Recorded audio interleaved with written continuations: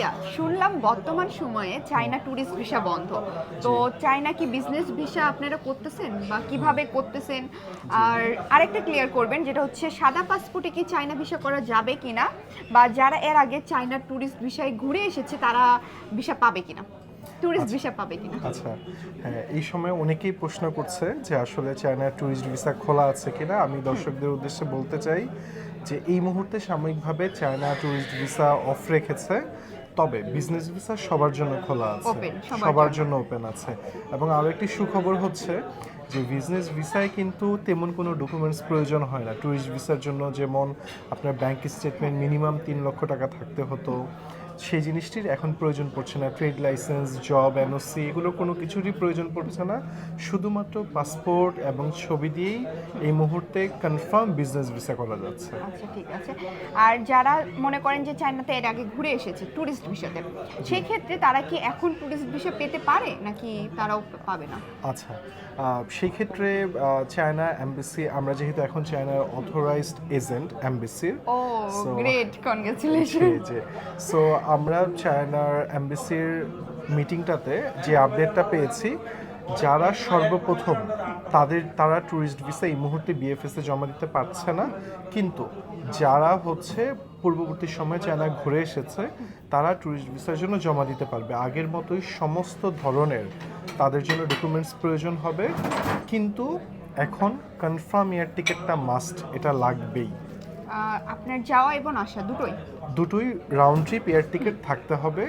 যারা পূর্ববর্তী সময়ে চায়না গিয়েছে তারা এই ট্যুরিস্ট ভিসাটি করতে পারবে। বাট যারা এর আগে যায় না তাদের ক্ষেত্রে সম্ভব না, শুধুমাত্র বিজনেস সম্ভব। জি, শুধুমাত্র চায়নার বিজনেস ভিসা সম্ভব। এখানে আরেকটি বিষয় জানিয়ে রাখতে চাই, আমাদের কাছ থেকে যারা বিজনেস ভিসা করবে অনেক সময় ইনভাইটেশন চেয়ে বসে। তো আমরা যেহেতু এখন চায়নার অথরাইজড এমবাসি এজেন্ট, সো আমরা কিন্তু ইনভাইটেশন সাপোর্টটাও দিতে পারবো। যদি ইমিগ্রেশন বা হোটেলে কোথাও আপনার ইনভাইটেশনটা লাগে সেটা আপনি শো করতে পারবেন। সেক্ষেত্রে অ্যামাউন্টটা কত এসে যেতে পারে? কত জি, চায়নার বিজনেস ভিসাটা আপনি জানেন এটা খুব প্রিমিয়াম ক্যাটাগরির একটা ভিসা। হ্যাঁ। এবং আপনি বুঝতেই পারছেন, আপনি যদি ট্রাভেল হিস্ট্রি তৈরি করার ইচ্ছা থাকে এবং আপনি ভবিষ্যতে যদি ফার্স্ট ওয়ার্ল্ড কান্ট্রির জন্য দাঁড়াতে চান, যখন ফার্স্ট ওয়ার্ল্ড কান্ট্রির একটা অফিসার দেখবে যে you have Chinese business visa, তখন কিন্তু সে আপনাকে ট্রিট করবে যে ইউ আর বিজনেসম্যান, ঠিক আছে? সো আপনি বুঝতেই পারছেন, যেহেতু এটা ট্যুরিস্ট ক্যাটাগরি না, বিজনেস ক্যাটাগরি, এইটার পেমেন্টটাও ট্যুরিস্ট ভিসা থেকে বেশি। এবং সেটা আমরা যারা আপনার এই ব্লগের থ্রোতে আসবে আমাদের কাছে, আমরা তাদের জন্য 29,999 টাকা এই মুহূর্তে রাখছি। 29,999 টাকা।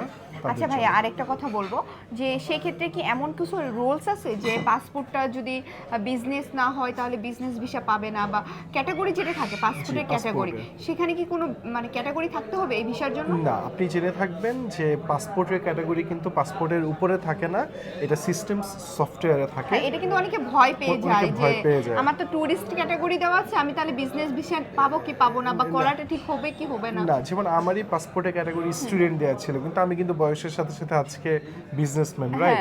সো এইটা কোনো এফেক্ট করবে না, সবাই পাবে। তবে এই ক্ষেত্রে কন্ডিশন আছে, 29,990 টাকার অফারটা কিন্তু যারা অন্তত এক দেশ কোথাও ট্রাভেল করেছে, ফ্রেশ পাসপোর্ট হলে এটা কিন্তু 39,990 টাকা। এটা কিন্তু মাথায় রাখতে হবে।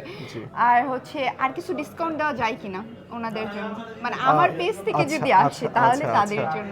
বেসিক্যালি আমি এটা ডিসকাউন্টেড প্রাইসে অফার করেছি। তারপরও যদি কেউ আমাদের সাথে যোগাযোগ করে এবং তার বিজনেস ভিসাটি করে, আমরা অবশ্যই সেক্ষেত্রে ডিসকাউন্ট করব। ওকে, থ্যাংক ইউ ভাইয়া। সো সবাই তো জেনেই ফেললেন, সো সবাই চলে আসুন টপ 5 ট্রাভেল এজেন্সিতে ভাইয়ার সাথে। আর ভাইয়া আপনার ফোন নাম্বারটা বলে দেন। জি, আমার ফোন নাম্বারটা হচ্ছে 01933341497। ওকে, থ্যাংক ইউ এভরিওয়ান, সবাই সাথে থাকবেন।